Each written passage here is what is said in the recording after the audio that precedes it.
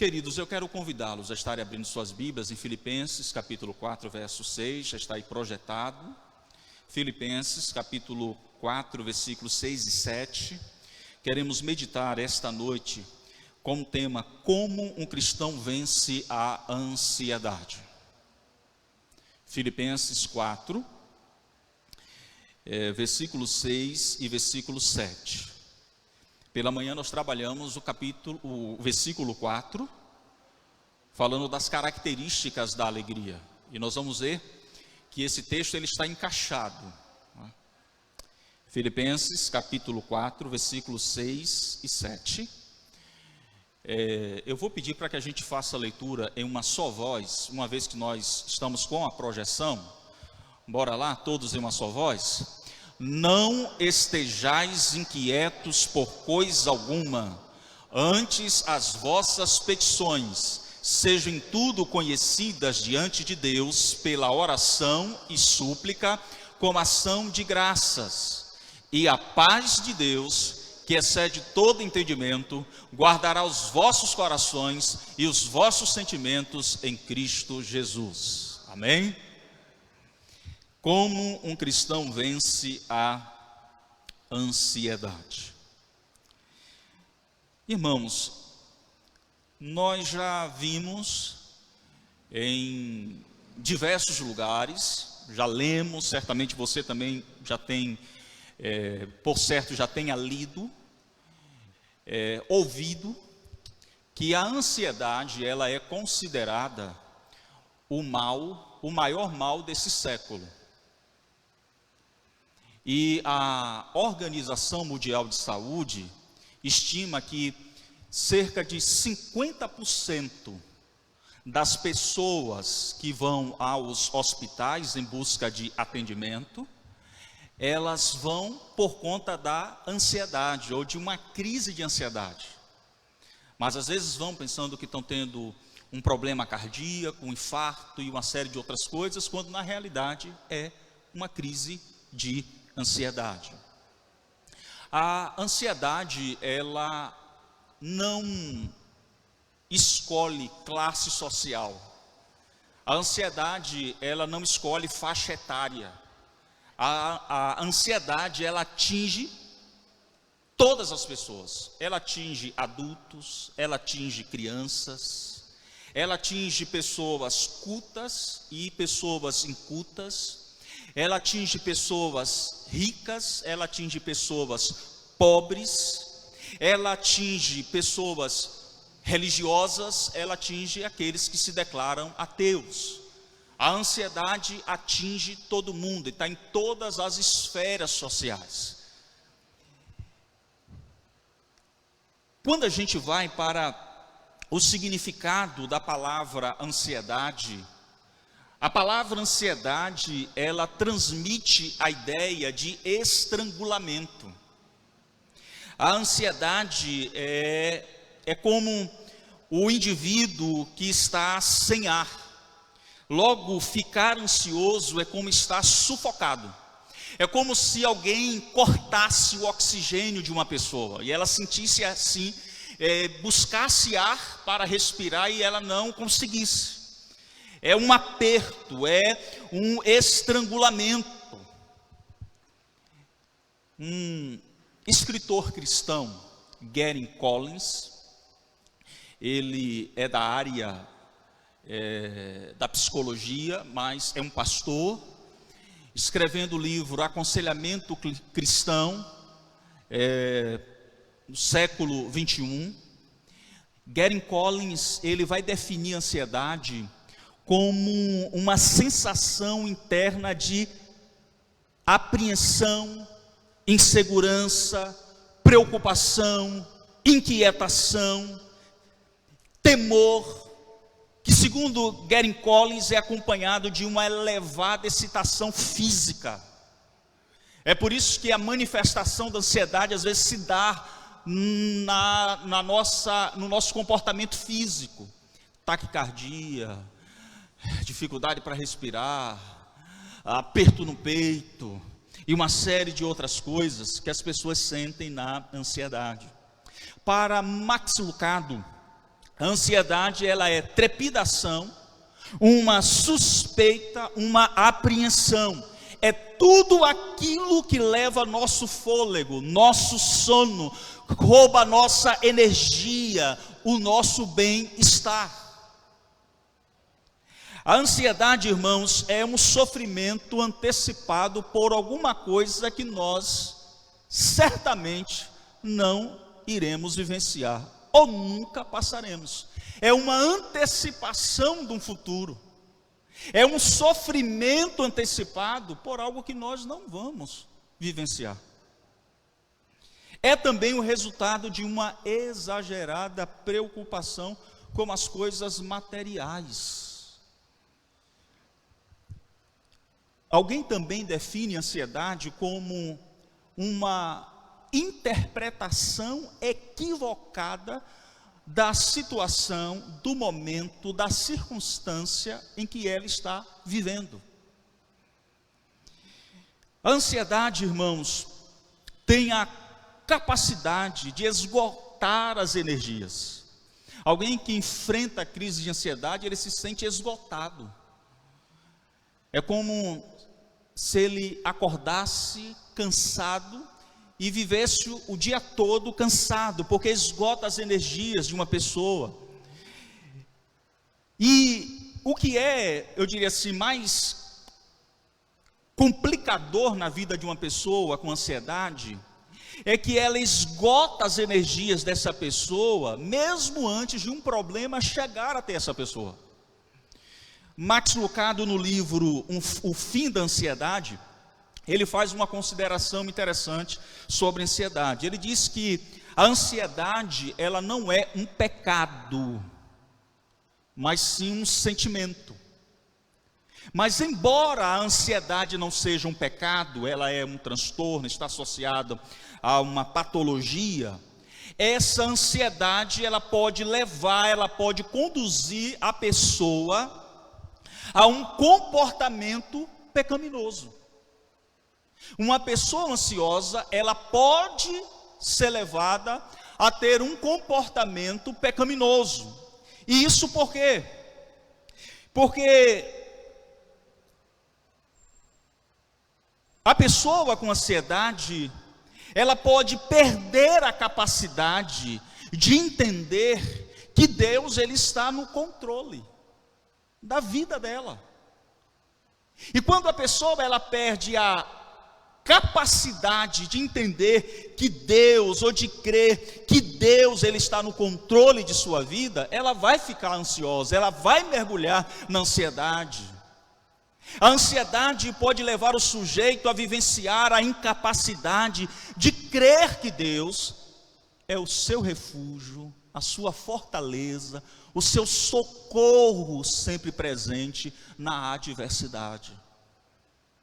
Por isso que, embora que a ansiedade ela não seja um pecado, ela está associada a um transtorno, uma patologia, a ansiedade pode conduzir o sujeito a um comportamento pecaminoso quando esse deixa de crer, ele perde a sua capacidade de crer que Deus está governando a sua vida, dirigindo sua vida, conduzindo a sua vida. Paulo, ele nos exorta, portanto, irmãos, a não sermos dominados pela ansiedade, a não sermos dominados pelas preocupações da vida, a não sermos dominados pelas circunstâncias da vida, a não sermos dominados pelos perigos à nossa volta. Há uma versão que diz: não estejais inquietos por coisa alguma. Na minha versão é: não estejais ansiosos por coisas alguma. Então, Paulo, ele nos chama a atenção, ele nos convoca, ele nos desafia a não sermos dominados, a não nos deixar ser dominados pelas preocupações que a vida, ela tenta nos impor. Então, Paulo, ele faz algumas recomendações para vencermos a ansiedade, para vencermos a inquietação ou as inquietações, para vencermos as preocupações da vida. E quais são essas orientações? Didaticamente, irmãos, eu vou dividir aqui o texto da seguinte maneira: 2 recomendações Paulo apresenta, e depois ele traz o resultado que ocorre quando seguimos essas 2 recomendações. Então é assim que eu vou trabalhar o texto: 2 recomendações e o resultado disso. Então, qual é a primeira orientação, qual é a primeira recomendação que Paulo nos dá para vencermos a ansiedade aqui nesse texto em particular? Primeiro, Paulo nos chama a atenção que nós que desejamos vencer a ansiedade ou as preocupações, inquietações desta vida, nós devemos tirar o foco dos problemas e colocar a nossa confiança em Deus. Essa é a primeira orientação que o texto bíblico nos traz. Tira o foco, tire o seu olhar das preocupações e coloque a sua confiança em Deus. Preste atenção no versículo de número 6, leia comigo: não estejais por coisa, antes as vossas petições sejam pela oração com ação de graças.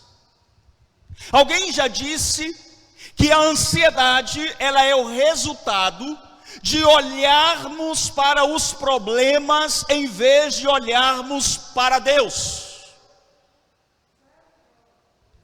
Quando nós olhamos para os problemas, quando nós olhamos para as dificuldades, quando nós olhamos ou focamos a nossa atenção nas coisas que nos geram inquietações, quando nós focamos nas dificuldades em que nós estamos vivendo, em vez de olharmos para Deus e focarmos a nossa atenção em Deus, então nós vamos viver ansiosos.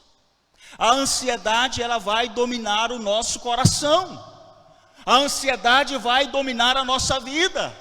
Seremos escravos das nossas preocupações. Seremos escravos das nossas inquietações. Então Paulo nos chama a atenção para isso. Tire o olhar de vocês das preocupações e coloque o olhar de vocês em Deus. A exortação paulina é essa: para que nenhum de nós permita que as aflições, que os sofrimentos dessa vida dominem o nosso coração. Paulo está dizendo: irmãos, não deixem que as preocupações dominem o coração de vocês, reine no coração de vocês, escravize a mente de vocês. Não estejais ansiosos por coisa alguma, não estejais inquietos por coisa alguma. O apóstolo Pedro, escrevendo a sua primeira epístola, no capítulo 5, verso 7, o apóstolo Pedro dá uma orientação semelhante à do apóstolo Paulo. Quando Pedro, ele diz, lançando sobre ele toda a vossa ansiedade, porque ele cuidará de vós. Há uma versão que diz: porque ele tem cuidado de vós, ou cuida de vós. Preste atenção, irmãos, nesta afirmação de Pedro: lançando sobre ele toda a vossa ansiedade, porque ele tem cuidado de vós. O foco não está na ansiedade, o foco está no cuidado de Deus. A ênfase do versículo está no cuidado de Deus. É por isso que Pedro diz: lance sobre ele a toda a vossa ansiedade, porque ele, Deus, cuida de vocês. Esta é a ênfase, o cuidado de Deus. Isso fica claro, irmãos, quando nós voltamos o nosso olhar para o versículo que antecede a essa afirmação de Pedro, no versículo 6, no capítulo 5 de 1 Pedro, quando lá no texto Pedro diz: humilhai-vos, portanto, sob a poderosa mão de Deus, para que ele em seu tempo oportuno vos exalte. Olha Pedro dizendo, olha, humilhe-se perante a poderosa mão de Deus. A expressão aqui, poderosa mão de Deus, refere-se à providência soberana do Senhor, um Deus que é um Deus proveniente, um Deus que atua providenciando aquilo que nós necessitamos, um Deus que provê as nossas necessidades. A mão poderosa é exatamente a providência desse Deus que governa todas as coisas, que dirige todas as coisas, que não perde nada do seu controle. Por isso, nós podemos confiar no Senhor, lançando sobre Ele toda a nossa ansiedade, porque Ele cuida de nós. Então, irmãos, nossas inquietações podem ser, às vezes, geradas pela comida, pela bebida, pela roupa, pelo dia de amanhã. Gente que começa a sofrer pelo que vai acontecer amanhã, o que vai enfrentar amanhã, a entrevista que fará de trabalho amanhã, a conversa com o chefe que terá no trabalho amanhã, né, pelo dia de amanhã, por uma acusação, pela maneira como responder a uma acusação. Enfim, nós temos muitas causas, muitas razões que pode gerar no coração das pessoas ansiedade, esse sofrimento antecipado. Porém, o nosso Salvador e Senhor Jesus Cristo, Ele nos convida, meus queridos irmãos, em Mateus capítulo 6, eu gostaria que você abrisse sua Bíblia em Mateus capítulo 6, do versículo 25 ao 34, a também deixarmos de olhar para as circunstâncias e depositarmos a nossa confiança na providência misericordiosa de Deus. Preste atenção na leitura do texto de Mateus, capítulo 6, do 25 e diante. O autor, ele diz assim, Mateus, ele registra assim da fala de Jesus, assim nos diz Jesus: por isso vos digo, não fiqueis ansiosos quanto à vossa vida, como o que comereis, ou com o que bebereis, nem quanto o vosso corpo, com o que vestireis. Não é a vida mais do que o alimento, e o corpo mais do que o vestuário? Olhai para as aves do céu, que não semeiam, nem colhem, nem juntam em celeiro, mas vosso Pai Celestial as alimenta. Acaso não tendes muito mais valor do que elas? Qual de vós, por mais ansioso que seja, pode acrescentar sequer uma hora à duração da vossa vida? E porque andais ansiosos quanto o que vestir? Olhai como os lírios do campo crescem, eles não trabalham e nem tecem, mas eu vos digo que nem Salomão em toda a sua glória se vestiu como um deles. Se Deus veste assim a planta do campo, que hoje existe, amanhã é jogada no forno, quanto mais a vós, homens de pequena fé. Portanto, não vos inquieteis dizendo, que comeremos, que beberemos, como nos vestiremos, pois os gentios é quem procura todas estas coisas, e de fato vosso Pai Celestial sabe que precisais de tudo isso. Mas buscai primeiro o seu reino e a sua justiça, e todas estas coisas vos serão acrescentadas. Não vos inquieteis, pois, pelo dia de amanhã, porque o dia de amanhã trará suas próprias preocupações. Basta cada dia o seu problema. Perceba que o foco, mais uma vez aqui, está na provisão, no cuidado de Deus. Jesus diz: deixem de colocar o olhar de vocês nas preocupações da vida. Deixem de estar preso às preocupações, às dificuldades e aos problemas, e foquem em Deus. Buscai primeiro o reino de Deus e a sua justiça, e todas essas demais coisas vos serão acrescentadas. Então esse é o convite de Jesus. Jesus nos convida a enxergar o cuidado providencial de Deus na simplicidade da natureza. Olha para as aves do céu, olha para os lírios do campo. A lição, irmãos, que nós aprendemos aqui é que nós devemos descansar na certeza de que o nosso futuro pertence a Deus, está nas mãos de Deus. O nosso futuro, portanto, está garantido, porque é o Senhor que garante isso. Por isso, não andeis ansiosos, não andeis preocupados. Entregue o dia de amanhã na mão do Senhor, entregue a semana na mão do Senhor, entregue o mês na mão do Senhor, entregue seu futuro na mão do Senhor. Jesus, Ele nos convida a enxergar o cuidado providencial de Deus no valor dos seres humanos. Ele diz no verso 26, parte B: não valeis vós muito mais do que elas. Irmãos, quanto mais confiança nós depositamos em Deus, tanto menos vulneráveis seremos às ansiedades da vida. Jesus ensina que por mais que nós nos preocupemos, nós não poderemos acrescentar nenhum dia à nossa vida. Isso demonstra, irmãos, de uma forma muito clara, a inutilidade da preocupação excessiva quanto às coisas materiais, quanto vestir, quanto comer, até mesmo quanto o dia de amanhã. É inutilidade se preocupar excessivamente. Entregue seu futuro, a sua vida nas mãos do Senhor. Entregue teu caminho ao Senhor, confia nele e Ele agirá. Entenda que a nossa vida está inteiramente nas mãos de Deus. Nem mesmo toda ansiedade, irmãos, do mundo nos fará viver um minuto além do tempo que Deus estabeleceu para que nós vivêssemos. Paulo, então, nos convida a tirarmos o foco dos problemas e colocarmos a nossa confiança no Senhor.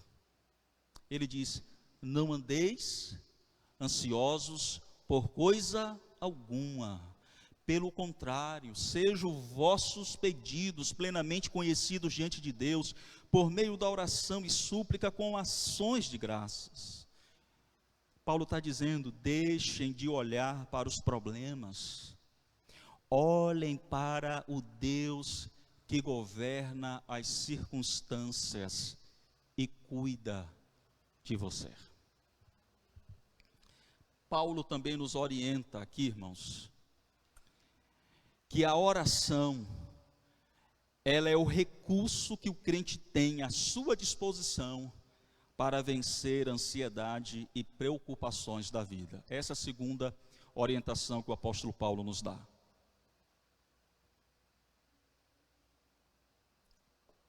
Eu vou repetir.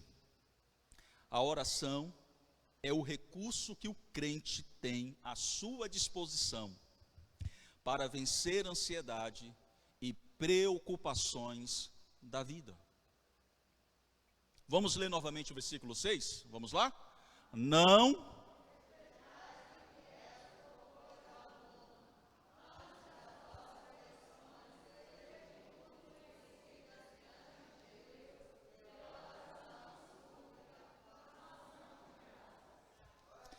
Queridos, a oração é o recurso que Deus coloca à nossa disposição.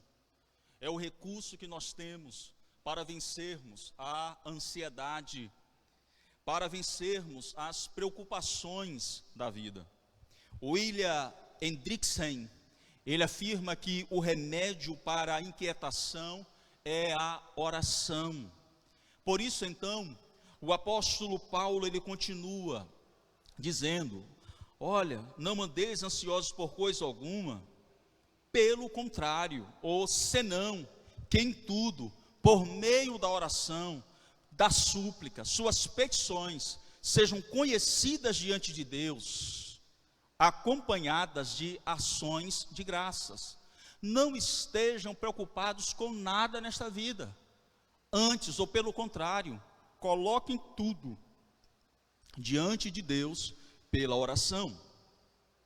Paulo, ele deixa claro que a oração, ela deve ser a primeira ação decisiva para nós. que deve ser a primeira decisão a se tomar diante dos sofrimentos. Deve ser a primeira ação a tomarmos antes de decidirmos realizar alguma coisa ou fazermos alguma coisa diante dos problemas ou diante das dificuldades que nos cercam. Antes de agirmos, nós precisamos então buscar a direção de Deus em oração. A oração deve ser a nossa primeira ação, a nossa primeira atitude diante dos problemas da vida. O apóstolo Paulo, ele nos exorta aqui, meus queridos irmãos, a não andarmos ansiosos ou preocupados por coisa alguma ou com coisa alguma. E ao contrário disso, nós devemos então apresentar ao nosso Deus todas as nossas inquietações, todas as nossas preocupações, todas as nossas angústias, todos os nossos sofrimentos. Nós precisamos apresentá-los a Deus em oração.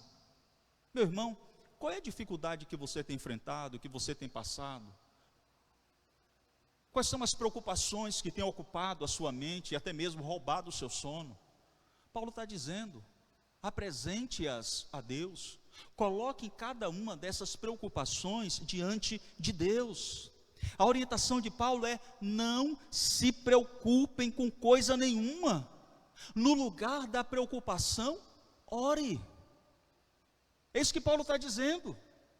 Ao invés de ficarem preocupados, orem. A exortação aqui paulina, irmãos, é para que nenhum de nós permita que as aflições, que os sofrimentos dessa vida domine o nosso coração. Ao contrário, ele nos adverte a orar ao invés de nos desesperarmos. No lugar do desespero, ore. No lugar da preocupação, ore. No lugar de ficar preso às dificuldades, Paulo está dizendo, ore. A palavra de encorajamento do apóstolo Paulo é essa: não se desespere com a situação que você está vivendo. No lugar do desespero, ore a Deus. E à medida que você apresenta a Deus as suas preocupações, as suas inquietações, as suas dificuldades, em oração e súplica com ação de graças, a paz que excede todo entendimento vai guardar o coração e o sentimento de vocês em Cristo Jesus. Irmãos, que mensagem maravilhosa! Que mensagem confortante, que mensagem encorajadora é essa que nós encaramos aqui na afirmação do apóstolo Paulo. Como é bom saber que quando nós enfrentamos as dificuldades e nós recorremos ao Senhor em oração, apresentando cada uma delas, Ele, o Senhor, cuida da gente. Ele cuida de nós. Por isso, não seja dominado pelo medo, não seja dominado pelas dificuldades, não seja dominado pelas circunstâncias. Simplesmente ore. Orar, na verdade, irmãos, na verdade, reconhecer que nós dependemos tão somente de Deus. Orar é isso. É entregar o controle da nossa vida nas mãos daquele que controla todas as coisas. Orar é reconhecer nossas limitações. Nós somos seres limitados. Orar é admitir que nada podemos fazer sem a direção de Deus em nossas vidas. Jesus nos disse: quem sem mim nada podeis fazer. Orar é reconhecer que a graça dele nos sustenta e nos capacita para um novo dia. Orar é ter a convicção de que Deus, Ele está no controle da nossa história, independente dos acontecimentos. Orar, irmãos, é entender que Deus, Ele está sentado no seu alto e sublime trono, governando todas as coisas de forma perfeita, para o louvor da sua glória. Por isso, irmãos, a oração, ela é a atitude correta quando nós não sabemos o que fazer. Você não sabe o que fazer? Você não tem alternativas? Está enfrentando problemas com o filho e não sabe qual direção dar? Está enfrentando problemas no casamento e você não sabe que rumo dar? Está encarando algum tipo de dificuldade na sua vida? Você não sabe o que fazer? Ore, ore, ore, até Deus lhe dizer o que você precisa fazer.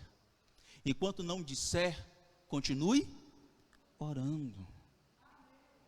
A oração, irmãos, deve ser a nossa primeira ação. Paulo, em 1 Tessalonicenses 5,17, ele ainda vai nos afirmar algo mais. Ele diz: orem sem cessar. A ideia aqui é que nós devemos nos manter unidos ao Senhor em oração, constantemente, todos os dias, diariamente, que nós devemos orar todos os dias, em todos os momentos da nossa vida.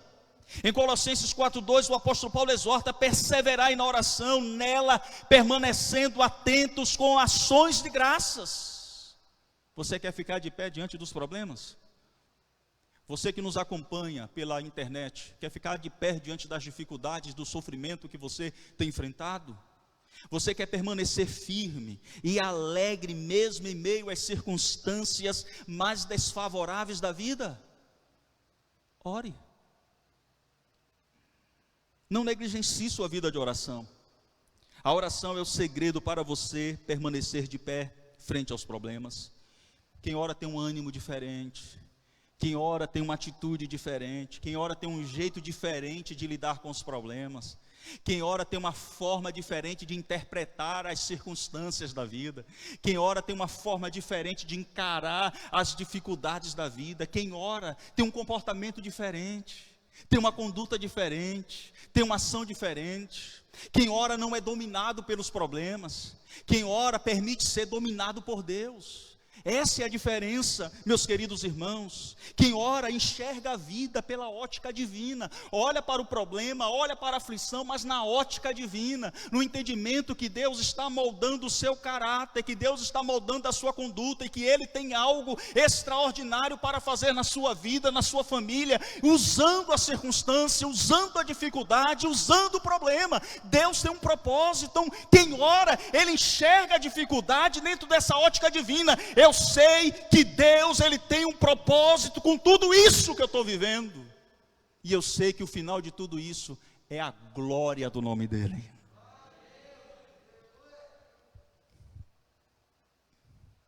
Qual deve ser, então, a minha atitude ao orar? Paulo aqui apresenta.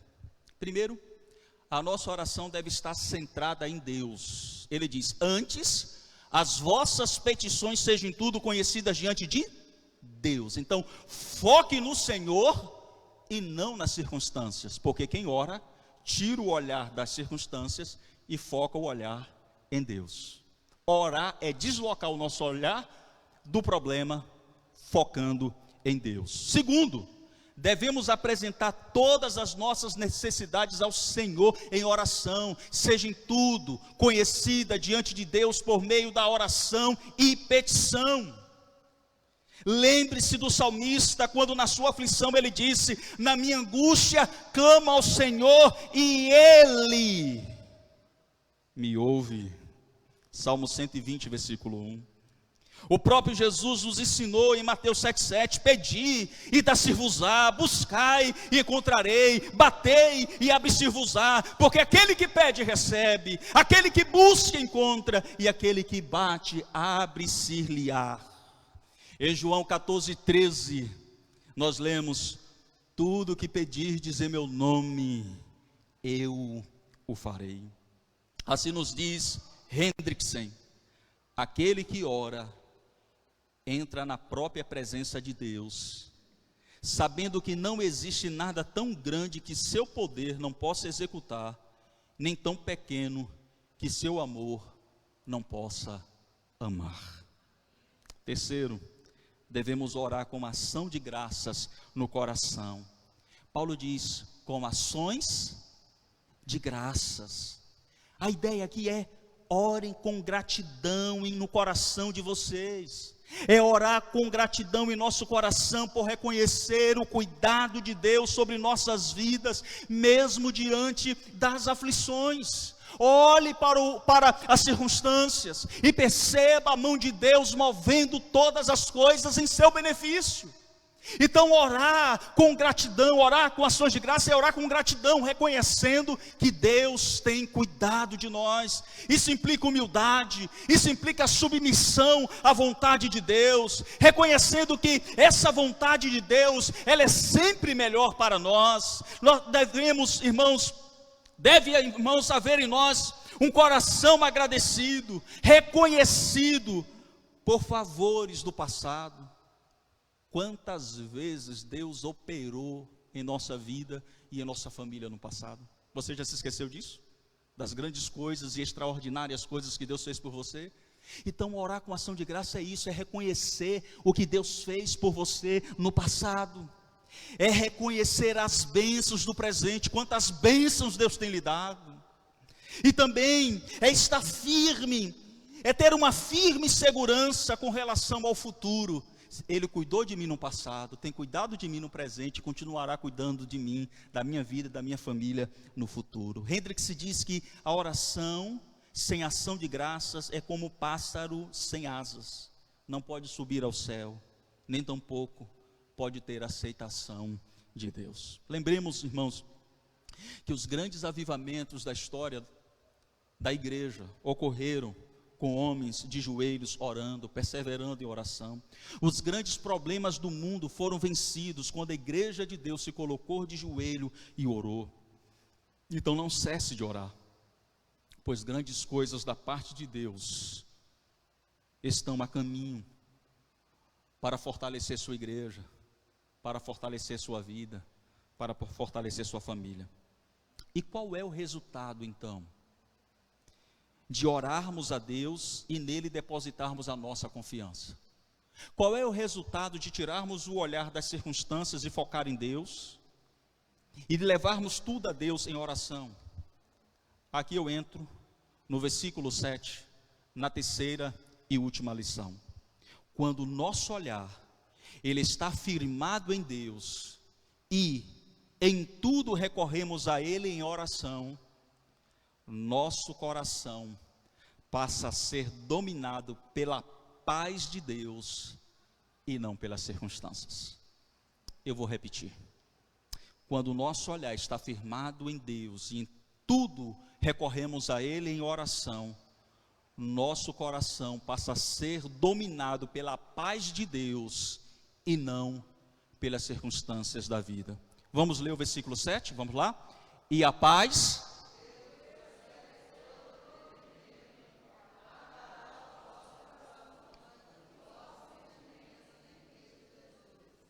No texto, temos aqui um entendimento, quando a gente vai para o capítulo 4, como trabalhamos pela manhã, nós temos o entendimento que se a alegria no Senhor reina em nosso coração, se a amabilidade ela é demonstrada perante todos aqueles com quem nós mantemos um relacionamento, e se há constante oração ao Deus celestial, o resultado de tudo isso é a paz de Deus em nosso coração.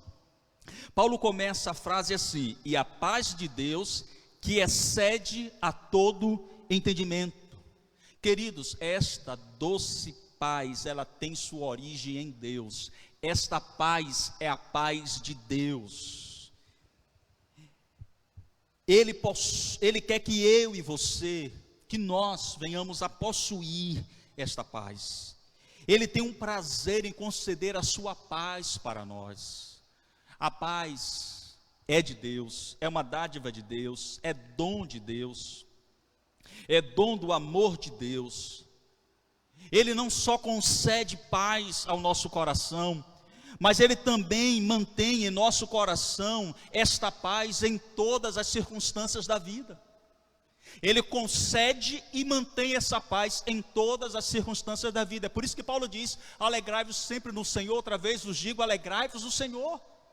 Porque essa paz de Deus, ela permanecerá, será mantida por Deus. Ela é uma promessa do nosso Senhor Jesus Cristo. Em João 14, 27 ele diz: deixo-lhes a paz, a minha paz lhes dou, não a dou como o mundo a dá. Não se perturbem em seu coração, nem tenham medo.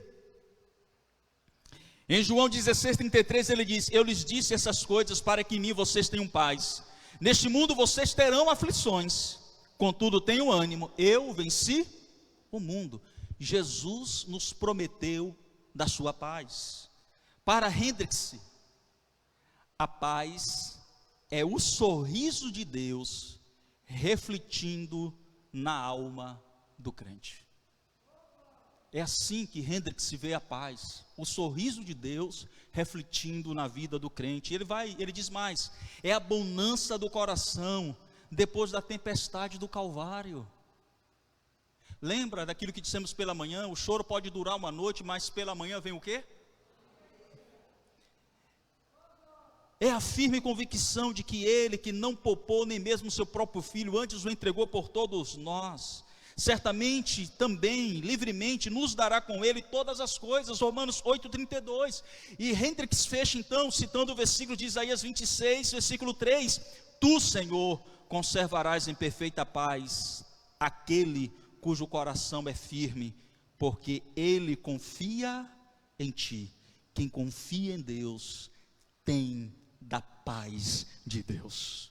Essa paz no presente contexto, irmãos, é o dom divino que emana da deliciosa meditação da bondade de Deus em nosso favor, da amabilidade demonstrada para com o próximo e da oração feita à base da nossa confiança em Deus.